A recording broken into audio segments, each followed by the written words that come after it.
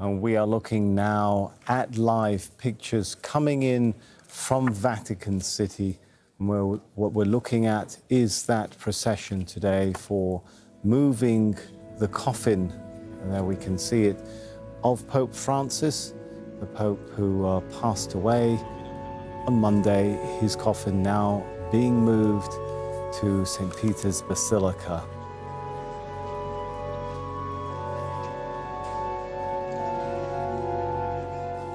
This is obviously a very somber moment for millions of Catholics around the world, and a very difficult moment for many who had gone to St. Peter's Square for the weekend for Easter celebrations and prayer processions, having seen the Pope on Sunday appear to the crowds. Many were hoping for a recovery. Many were heartened to see him, and the news of his death coming as something of a surprise and a shock to many, particularly those there in the square as well as around the world.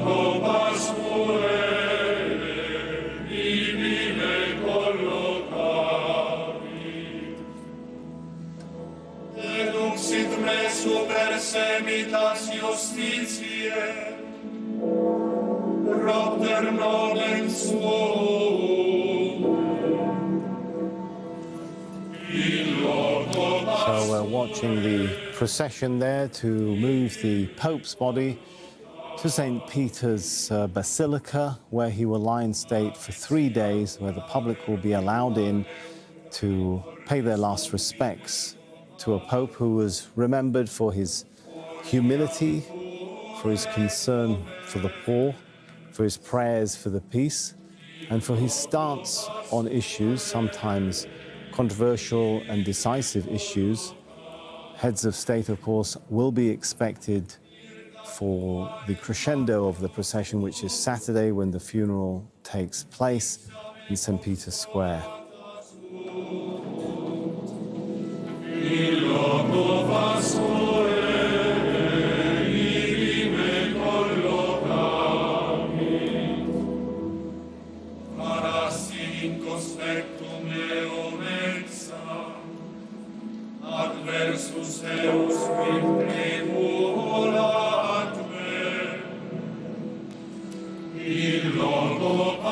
Now, as we see the clergy there moving with the body of the Pope in the coffin, they'll be heading to a basilica which will be kept open until midnight on Wednesday, allowing the faithful to mourn, to come in and view the body.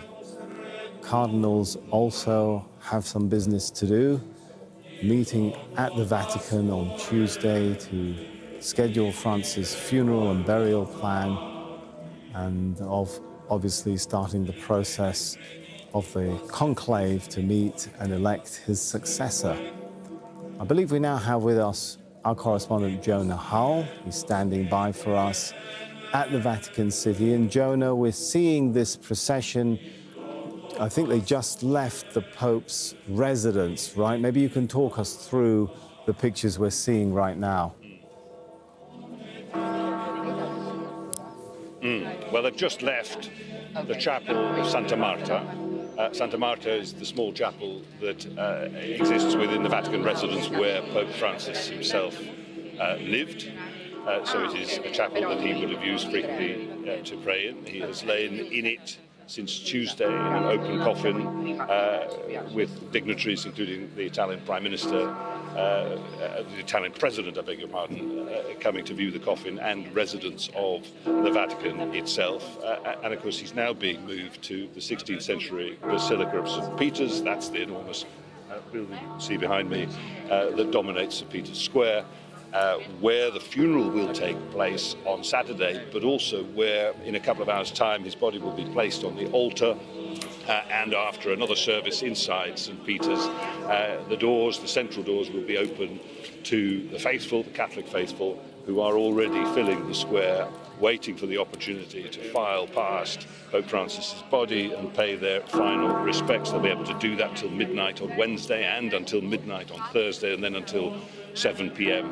on Friday, ahead of the 10 a.m. funeral on Saturday. At the moment, this somber procession taking place, led by cardinals chanting in Latin the great bell of St. Peter's, doling behind me as I speak, as that procession makes its way.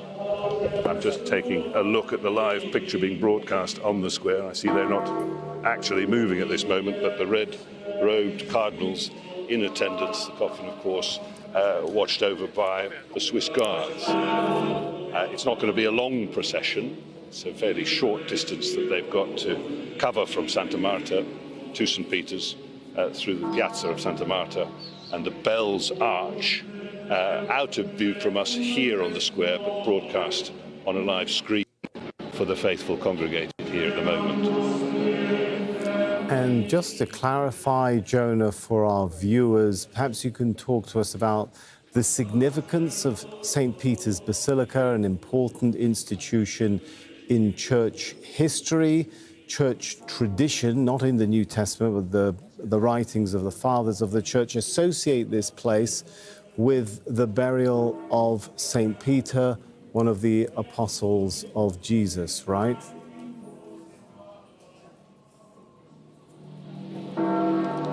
Peter was one of Jesus' apostles, that's right. He travelled from Jerusalem to Rome, where he brought essentially the Catholic Church to Rome. He was considered by devout Catholics to have been the first pope. The seat in which the Pope sits, the chair that he occupies, is known as St. Peter's throne, St. Peter's chair. There's that seat now, of course, vacant after the death of the Pope.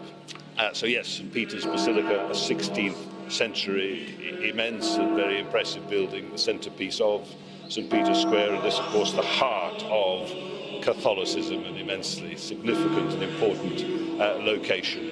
And it is meters away, of course, from where the Pope himself lives and spends most of his time, where most popes have been buried, and indeed where they've held their funerals, and indeed where most popes have been buried. This particular Pope, Pope Francis, of course, in a number of breaks with tradition in an effort to simplify and slim down the pomp, circumstance and ceremony around not just the papacy, but particularly the papal funeral, decreed that he would not be buried inside the majestic grottos of St. Peter's.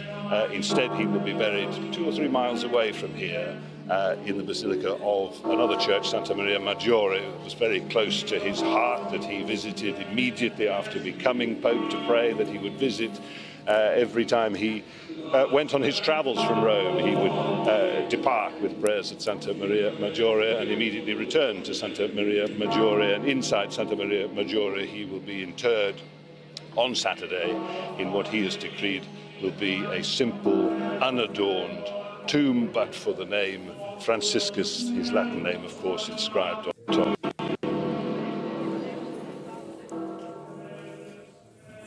And in what you've mentioned there, I guess, Jonah, is really a sign of how even in death, Pope Francis continues to show his approach to how he approached the questions of tradition, what traditions he upheld, what traditions he reinterpreted, right?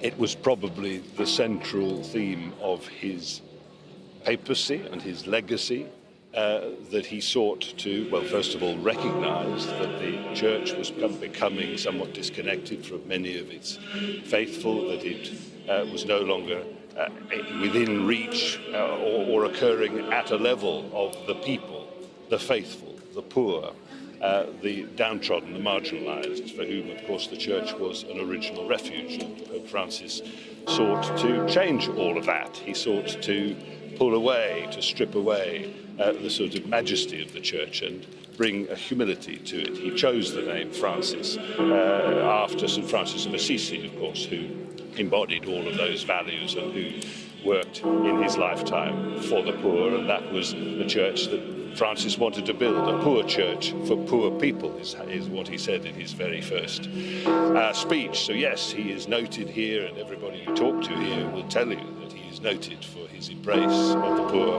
also for his embrace of the environment, as St. Francis of Assisi did, and for streamlining, as I say, some of the doctrine, rigid conservative traditionalist doctrine of the church. He didn't by any means change it entirely. No single pope could begin to do that. Well, begin he did. And one of the questions that will hove into view in the coming days as people start to debate the conclave that must begin in around 2 weeks' time to elect his successor is precisely that, whether where Francis began, his work can continue with a successor pope who is elected in order to do that, another reformer pope, or will there be machinations within the Vatican itself among the cardinals there, for some traditionalists and conservatives not entirely happy with the changes that Francis brought, for them to try and wrest the papacy back and start to undo, or rather not see any more done, to chipping away at the edifices of its conservatism. And as we talk about the process going forward, as we watch the process happening now, do we have any indication, Jonah, and when might we get any indication of what, I don't want to say force, but faction maybe might dominate in the discussions going forward in the conclave to try and come up with a successor for the Pope, whether they are leaning towards the more reformist elements or the more traditional elements? I mean, generally speaking, I'll be honest with you, if you ask that question now, people quite bluntly say it's too soon. We must focus our reflection on Francis himself. However, of course, that subject is very much being discussed behind the scenes. Essentially, the conclave will involve 138 so-called elector cardinals who were chosen and appointed the power of a vote in that conclave, that very secretive process that will take place in the Sistine Chapel. More than 2/3 of those elector cardinals were, in fact, elected by Francis. It doesn't necessarily mean that all of those will vote in the direction of a reformer pope, but it certainly lends some help in that direction. There's no sort of conspiratorial chat about the place, about who might be trying to form factions behind the scenes. That is not something I'm certainly party to. But I think there will be that debate taking place. As I say, Francis was a great unifier in many ways, but he was divisive. He divided opinion in terms of the reforms that he tried to bring about. Not all among the traditionalists, hierarchy and clergy were happy to see reforms like the greater involvement of women in the mechanics, the mechanisms of the church. He wouldn't go so far as to allow them to become deacons and priests, but he did open the door a fraction. He did other things. He allowed divorcees to be blessed in the church and remarried couples to be blessed in the church. These are small incremental changes, but they all open the door. As I say, they chip away at a hitherto impregnable edifice, and that is a threat to conservatism and tradition. So there are bound to be these factions, these machinations taking place. At this point, though, it is important to say that there is no clear front runner to succeed Pope Francis. Not yet. Jonah, I'm just going to take a moment to pause and let viewers take in the sounds and sights that are coming in, as we actually could see there the Pope's body being held in the coffin, being transported.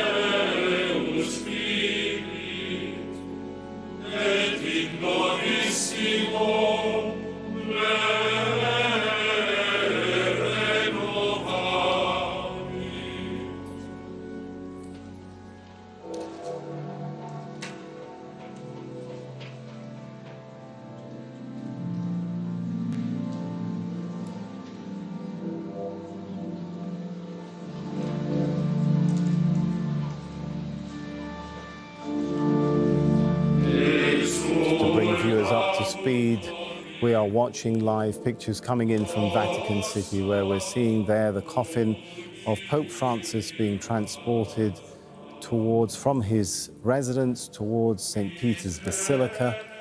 We have with us our correspondent, Jonah Hull. He's watching all of this, keeping an eye and analyzing what's happening for us from Vatican City. And Jonah, this moment that we're watching right now on our screens, this is a moment that is very important, not only for the crowds we can see in Vatican City there, but for 1.4 billion Catholics worldwide, right? Talk us through what are the essential messages that the Vatican is sending on this day.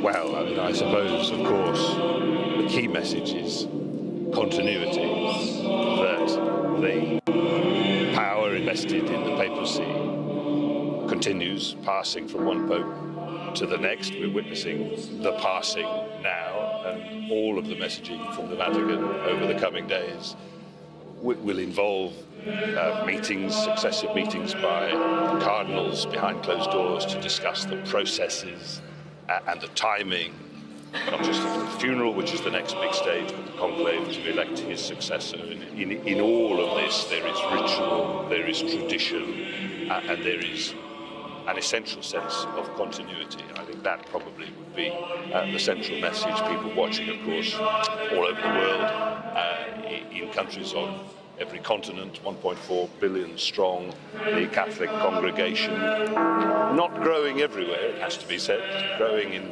parts of Africa, growing in parts of Asia, somewhat stagnant across much of Europe, but nevertheless an enormous global congregation of this very important church, who are all watching, as I say, the passing of a Pope, Pope Francis, and in the immediacy of this very event now, his passing from within the sort of walls of the Vatican into a place where he will be essentially given back to the faithful inside the Basilica of St. Peter's, where over the next 3 days people will be able to go themselves and pay their final respects to a Pope who was really in many ways quite glamorized, a sort of rock star Pope. We've heard that said more than once before, and you saw that on Sunday, Easter Sunday, his final public appearance here, where he received an absolutely raucous rock star style welcome. He got that everywhere he went, to every country he visited. He was much loved, not just among the Catholic community and congregation, but outside Catholicism as well, because, of course, unlike many of his predecessors who held strongly to the great neutrality of this office, he would often break with that tradition, pled constantly for peace. In the wars taking place during his time in office around the world, most recently, of course, and most fervently, he prayed and pled for peace in Ukraine, and of course in Gaza, where he maintained a nightly conversation by telephone with the head of the Catholic congregation inside Gaza itself, a man named George Antoni. He would phone up every evening at clockwork at the very same time and share words with the Catholic congregation inside Gaza, praying for their health, praying for their safety. He would have really quite mundane conversations with them, asking George Antoni what he'd had to eat and whether everybody had enough to eat and whether they were warm enough, and sharing asides, a bit of humour, and just bringing some light to what was an awful situation for them. So he was a man, a pope, who was taken in not just by Catholics, but by many, many people outside the Catholic community as well. And Jonah, we're watching these pictures now where the body is being transported towards St. Peter's Basilica. We understand once the coffin reaches its place there'll be a religious procession. Talk us through what happens in that procession. I'm looking at the same pictures you are. And I think that is the procession that is delivering the body from St. Marta, the chapel inside the Vatican residence, to St. Peter's Basilica. It's a very short distance. It shortly will enter the Basilica itself and be placed on top of the altar inside the Basilica of St. Peter's. As I said a little earlier, you may have caught it, another one of several breaks with tradition, that his body will be placed on the altar facing the pews, where previously the body of the Pope would sit on a raised plinth, a much more sort of grand spectacle, another gesture of this towards the humility of Pope Francis and his desire not to be idolized in death. So the tradition of the funeral slightly slimmed down somewhat, scaled down by his own decree last year, in fact, to that end. So he will be placed on the altar. Then there will be a service, a religious service, inside St. Peter's over the next hour or two, I think, before the central doors of St. Peter's will be open to the faithful who are gathered outside in ever greater numbers now, waiting for the opportunity over the next 3 days to file past and pay their final respects to Pope Francis.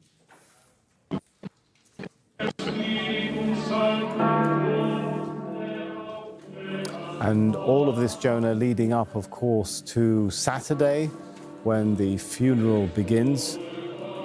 A number of world leaders are expected to attend that funeral, right, Jonah?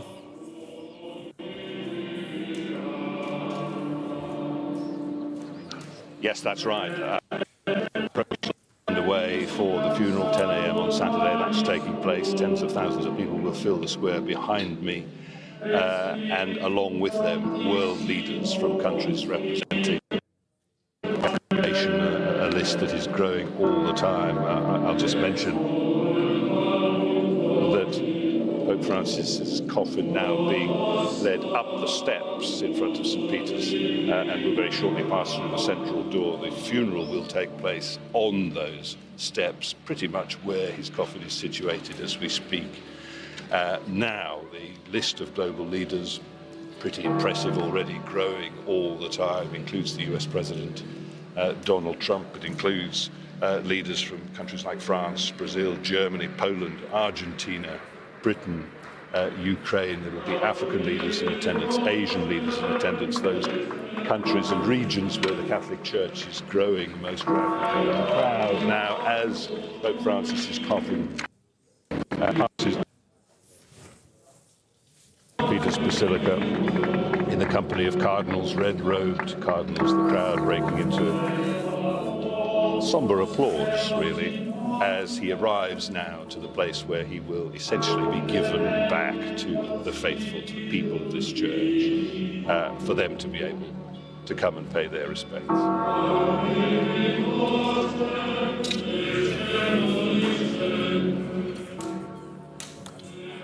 We're watching these moments now. We understand the coffin is entering now the Basilica of St. Peter. This is an important moment for many Catholics around the world, or on the verge of entering, I think, there. All of this coming after the death of the Pope, of course, on Monday. A Pope who was remembered, as Jonah Hull said, for the humility of his style and his message often reaching out to the poor.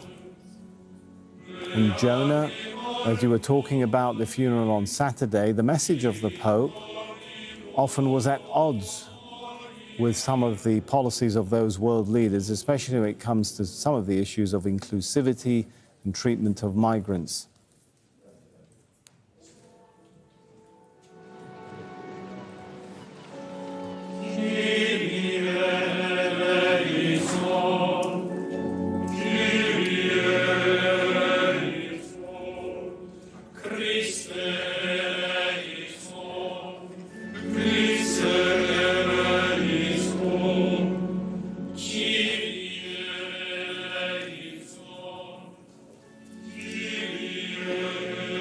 So, ladies and gentlemen, what we're watching now is pictures of this procession that has carried the coffin and the body of Pope Francis from his residence to the Basilica of St. Peter in Vatican City.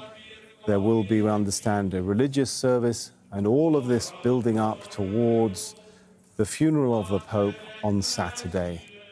No doubt we'll be bringing you more coverage of this as the day unfolds.